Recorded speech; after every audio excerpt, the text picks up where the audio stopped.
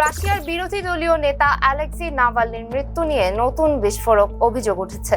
যুক্তরাজ্য সহ ইউরোপের 5টি দেশ দাবি করেছে ডার্ট ব্যাঙের বিষ থেকে তৈরি এক ধরনের বিষ প্রয়োগ করে নাভালনিকে হত্যা করা হয়েছে। নাভালনি 2024 সালের 16 ফেব্রুয়ারি সাইবেরিয়ার একটি কারাগারে মারা যান। তখন তার বয়স ছিল 47 বছর। মৃত্যুর 2 বছর পর তার দেহে পাওয়া নমুনা বিশ্লেষণ করে এই অভিযোগ সামনে আনে ব্রিটেন ও তার মিত্ররা। মিউনিখ সিকিউরিটি কনফারেন্সে ব্রিটিশ পররাষ্ট্রমন্ত্রী ইভেট কুপার বলেন, নাভালনি কারাবন্দী থাকা অবস্থায় এই বিষ ব্যবহারের সক্ষমতা, উদ্দেশ্য ও সুযোগ শুধুমাত্র রুশ সরকারেরই ছিল। তিনি দাবি করেন, নাভালনির দেহে এপিব্যাটিডিন নামের একটি বিষাক্ত উপাদান পাওয়া গেছে। এই উপাদান সাধারণত দক্ষিণ আমেরিকার বন্য ডার্ট ব্যাঙের শরীরে পাওয়া যায়। বিশেষজ্ঞদের মতে, বন্দি অবস্থায় থাকা ডার্ট ব্যাঙ এই বিষ উৎপন্ন করে না এবং এটি স্বাভাবিকভাবে রাশিয়ায়ও পাওয়া যায় না।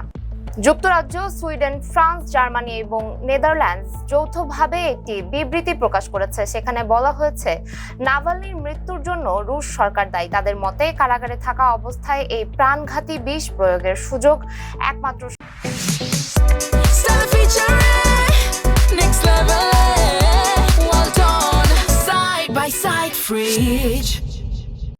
সরকারেরই ছিল। তবে মস্কো এই অভিযোগ অস্বীকার করেছে।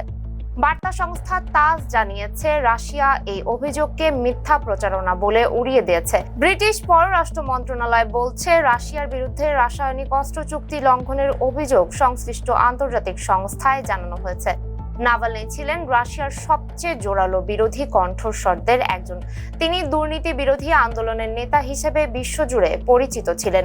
এখন প্রশ্ন উঠছে, নাভালনির মৃত্যু কি স্বাভাবিক ছিল নাকি রাজনৈতিক হত্যাকাণ্ড? এতক্ষণ সাথে ছিলাম আমি সুমাইয়া হক তন্নি। ফেসবুকে সাথে থাকার জন্য ধন্যবাদ।